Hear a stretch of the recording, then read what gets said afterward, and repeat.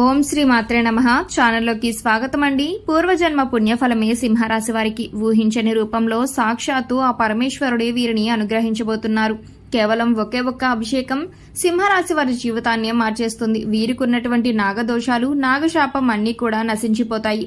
అయితే సింహరాశి వారు నాగశాపం నుండి విముక్తి పొందడం కోసం చేయవలసిన అభిషేకం ఏమిటి?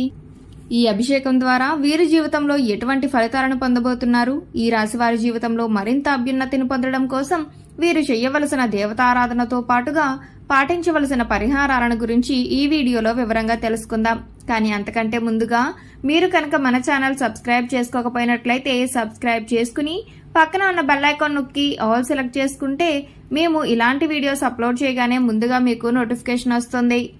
ఈ రాశివారిని సాక్షాత్తు ఆ పరమేశ్వరుడే రక్షించబోతున్నారు. ఈ రాశివారు ఎవరైతే జీవితంలో అనేక సమస్యలతో ఇబ్బంది పడుతున్నారో, అలాగే కొన్ని శాపాల కారణంగా బాధలను అనుభవిస్తూ జీవితాన్ని భారంగా గడుపుతున్నారో అటువంటి వారికి ఊహించని రూపంలో వారి సమస్యలకు పరిష్కారం లభించబోతోంది. ఈ రాశివారు కేవలం ఒకే ఒక్క అభిషేకంతో వీరి జీవితంలో ఉన్నటువంటి కష్టాలు, బాధల నుండి విముక్తి పొందవచ్చు. అయితే వీరు చేయవలసిన అభిషేకం ఏమిటి, అలాగే ఈ అభిషేకాన్ని వీరు ఎలా నిర్వహించాలి అనేటువంటి విషయాలను గురించి తెలుసుకుందాం. ఈ రాశివారు చాలా మొండితనం కలిగి ఉంటారు. అలాగే వీరు దూకుడు స్వభావం కలిగి ఉంటారు. అంతేకాకుండా వీరికి కోపం ఎక్కువగా ఉంటుంది. అలాగే ఎవరూ సాధించని పనులను వీరు సులభంగా సాధించడం వలన గర్వం అనేది అధికంగా ఉంటుంది. అంతేకాకుండా వీరు ఎంతో ధైర్యంగా ఉంటారు. అలాగే వీరు కుటుంబ పట్ల, జీవిత భాగస్వామి పట్ల ప్రేమను కలిగి ఉంటారు. అయితే వైవాహిక జీవితంలో చిన్న చిన్న విషయాల్లో ఇబ్బందులను ఎదుర్కొంటారు. వీరు కుటుంబ సభ్యుల యొక్క అవసరాలు తీర్చడానికి నిరంతరం కృషి చేస్తూ ఉంటారు. అలాగే చాలా విషయాల్లో వీరు ముక్కుసూటిగా ఉంటారు. మనసులో ఏమనిపిస్తే అది ధైర్యంగా, నిర్భయంగా చెప్పేస్తారు. అలాగే వీరికి నాయకత్వం వహించడం అంటే చాలా ఇష్టం. రాజకీయం, సాంకేతిక విద్య వంటి వాటిపై ఆసక్తిని చూపిస్తారు. ముఖ్యంగా ఈ రాశి వారు వీరి యొక్క స్వభావం వలన కొన్ని సందర్భాల్లో సమస్యలను కొని తెచ్చుకుంటారు. అలాగే ఈ రాశి వారికి ఉన్నటువంటి దోషాల కారణంగా కూడా వీరు అనేక ఇబ్బందులను ఎదుర్కొంటారు. ముఖ్యంగా వీరికి పూర్వజన్మ దోషాలు, పితృదోషాలు వంటివి ఉంటాయి. వీటితో పాటు ఈ రాశి వారు దీర్ఘకాలిక అనారోగ్య సమస్యల వలన ఎక్కువగా ఇబ్బంది పడతారు.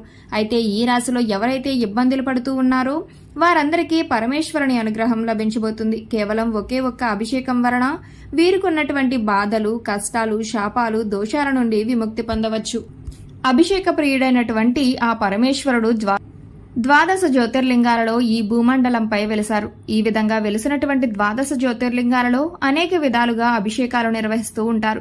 ఒక్కొక్క అభిషేకానికి ఒక్కొక్క ప్రాధాన్యత ఉంటుంది.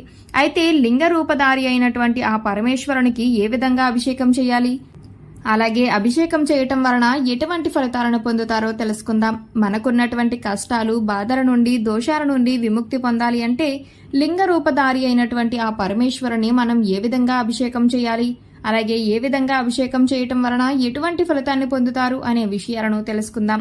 కంచిలో వెలిసినటువంటి ఏకాంబరేశ్వర శివలింగానికి దారాభిషేకం చేస్తారు. ఈ విధంగా చేయటం వలన సకల పాపాలు నశిస్తాయి. అలాగే తేజోలింగధారి అయిన ఆ శివునికి రుద్రాభిషేకం అంటే చాలా ఇష్టం. ఈ రుద్రాభిషేకం చేయటం వలన సర్వ సంపదలు చేకూరుతాయి. అలాగే చిదంబరంలో ఉన్న చిదంబరేశ్వరునికి శతరుద్రాభిషేకం చేస్తారు. ఈ శతరుద్రాభిషేకం వలన కుటుంబ అభివృద్ధి జరుగుతుంది. అలాగే శ్రీకాళహస్తిలోని కాళహస్తీశ్వరునకు ఏకదశ రుద్రాభిషేకం చేస్తారు. ఒరిస్సాలోని కోనార్క్ లో సూర్య రూపధారి అయినటువంటి శివునికి లఘు రుద్రాభిషేకం చేస్తారు. దీని వలన పునర్జన్మ ఉండదని శాస్త్రం చెబుతుంది. అలాగే చంద్రనాథలింగానికి మహారుద్రాభిషేకం చేస్తారు. దీని వలన జ్ఞానాభివృద్ధి జరుగుతుంది. అలాగే కాఠ్మాండూలో ఉన్న త్రినాథ క్షేత్రంలో అతిరుద్రాభిషేకం చేస్తారు. ఈ అభిషేకం వలన అఖండ పుణ్యము, ముక్తి చేకూరుతుంది. అలాగే శివలింగానికి ఆవు పాలతో అభిషేకం చేయటం వలన సంతాన ప్రాప్తి కలుగుతుంది. అంతేకాకుండా బిల్వపత్రం ఉంచిన నీటితో అభిషేకం చేయటం వలన ఆయువు, ఆరోగ్యము, అభివృద్ధి పొందుతారు. అలాగే స్వచ్ఛమైన నీటితో అభిషేకం చేయటం వలన సకల వర్షాలు కురుస్తాయి. కొబ్బరి నీరు, తేనె, పండ్ల రసం, చెరుకు రసం, నెయ్యి లాంటి వాటితో అభిషేకం చేస్తే సకల పాపాలు నశించి ఆరోగ్యం, ఐశ్వర్యం, వంశాభివృద్ధి జరుగుతుంది. అంతేకాకుండా శివ పూజ మహత్యంలో విశేషమైనటువంటి ఒక అభిషేకాన్ని గురించి వివరించారు. అదే సహస్ర ఘటాభిషేకం.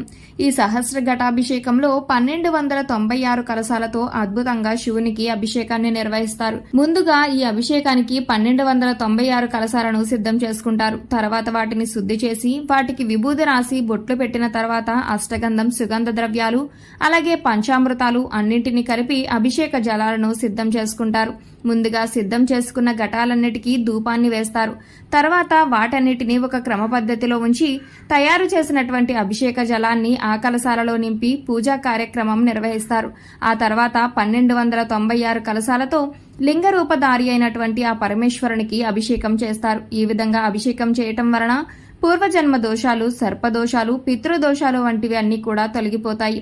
అయితే అందరూ కూడా ఈ సహస్ర ఘటాభిషేకాన్ని నిర్వహించలేరు. ఎందుకంటే వారి ఆర్థిక ఇబ్బందులు అలాగే వారి యొక్క జీవనశైలి ఇతర సమస్యల వలన అందరూ కూడా ఈ అభిషేకాన్ని నిర్వహించాలంటే సాధ్యం కాదు. కాబట్టి ఈ రాశి వారికి కేవలం ఒకే ఒక్క అభిషేకంతో పరమేశ్వరుని యొక్క అనుగ్రహాన్ని ఏ విధంగా పొందాలో తెలుసుకుందాం. ఈ రాశి వారు కేవలం ఒకే ఒక్క అభిషేకం చేయటం వలన వారికి ఉన్నటువంటి కష్టాలు, దోషాలు, శాపాల నుండి విముక్తి పొందవచ్చు. అలాగే ఈ రాశి వారికి ఈ అభిషేకం చేయడం చాలా సులభం. ఎందుకంటే ఈ అభిషేకానికి అధిక ధనాన్ని ఖర్చు చేయవలసిన అవసరం లేదు. కేవలం మీ యొక్క భక్తి శ్రద్ధలు మాత్రమే ఈ అభిషేకానికి అవసరం. కాబట్టి ఇటువంటి అభిషేకాన్ని చేయటం వలన మీ జీవితంలో మార్పును పొందవచ్చు. అయితే ఈ రాశి వారు పాటించవలసిన అభిషేక విధానం గురించి తెలుసుకుందాం. ముందుగా శ్రేష్టమైనటువంటి పుట్టమట్టిని తీసుకోవాలి. తర్వాత శ్రీగంధం చెక్కను తీసుకుని దాన్ని నూరి గంధాన్ని తీయండి. తర్వాత ముందుగా తీసుకున్నటువంటి పుట్టమట్టిలో శ్రీగంధం కలపండి. ఈ విధంగా కలిపి పుట్టమట్టితో ఒక శివలింగాకృతిని తయారు చేయండి. ఈ విధంగా తయారు చేసినటువంటి శివలింగానికి చందనం, సుగంధ ద్రవ్యాలు, కస్తూరి అలాగే గంగాజలం, పంచామృతాలతో మీకు వీలైనటువంటి వాటితో 20 రోజుల పాటు అభిషేకాన్ని ప్రతిరోజు నిర్వహించండి. అలాగే శివలింగం దగ్గర ప్రతిరోజు బిల్వదళాన్ని ఉంచండి. ఈ విధంగా 20 రోజుల పాటు అభిషేకం చేయటం వలన ఈ రాశివారి జీవితమే మారిపోతుంది. వీరికున్నటువంటి శాపాలు, దోషాలు అన్నీ కూడా తొలగిపోతాయి. అంతేకాకుండా ఈ విధంగా తయారు చేసినటువంటి శివలింగాన్ని గుండెలకు దగ్గరగా పెట్టుకుని ఓం నమఃశివాయ అనే శివ పంచాక్షరి మంత్రాన్ని 108 సార్లు జపించటం వలన వీరికున్నటువంటి అనారోగ్య సమస్యలన్నీ కూడా తొలగిపోతాయి. అలాగే ఈ రాశి వారి జీవితంలో ఆశించిన ఫలితాలు పొందడం కోసం పాటించవలసిన పరిహారాలను చూసుకున్నట్లయితే ఈ రాశివారు సూర్య భగవానుడి అనుగ్రహం కోసం సూర్య బీజ మంత్రాన్ని ప్రతినిత్యం పఠించాలి. నలుపు, తెలుపు రంగులో ఉన్న కంబలని దానం చేయాలి. ఉలవలతో చేసిన ఆహార పదార్థాలను పేదలకు పంచాలి. ఉలవలను నీటిలో నానబెట్టి గోవులకు తినిపించాలి. అలాగే మంగళవారం రోజు ఉపవాస నియమాన్ని పాటించడం, సుబ్రహ్మణ్య స్వామి దర్శనం చేసుకోవటం శుభ ఫలితాలను ఇస్తుంది. సో చూసారు కదండి, కేవలం ఒకే ఒక్క అభిషేకం ఈ రాశి వారి జీవితాన్ని ఏ విధంగా మార్చేస్తుంది. అలాగే ఈ అభిషేకం వలన వీరికున్నటువంటి నాగ దోషాలు, శాపాలు ఏ విధంగా నశించిపోతాయి అనేటువంటి విషయాలను ఈ వీడియోలో వివరంగా తెలుసుకున్నాం కదా. ఈ వీడియో మీకు నచ్చినట్లయితే లైక్ చేయండి. మీ ఫ్రెండ్స్ అండ్ ఫ్యామిలీ మెంబర్స్ లో ఎవరైనా సింహరాశి వారు ఉన్నట్లయితే వారితో ఈ వీడియోని షేర్ చేసుకోవడం మాత్రం మర్చిపోకండి. ఇప్పటి వరకు మీరు కనుక మన ఛానల్ సబ్స్క్రైబ్ చేసుకోకపోయినట్లయితే సబ్స్క్రైబ్ చేసుకుని పక్కన ఉన్న బెల్ ఐకాన్ నొక్కి ఆల్ సెలెక్ట్ చేసుకుంటే మేము ఇలాంటి వీడియోస్ అప్లోడ్ చేయగానే ముందుగా మీకు నోటిఫికేషన్ వస్తుంది. మరో చక్కటి వీడియోతో మళ్ళీ కలుసుకుందామండి.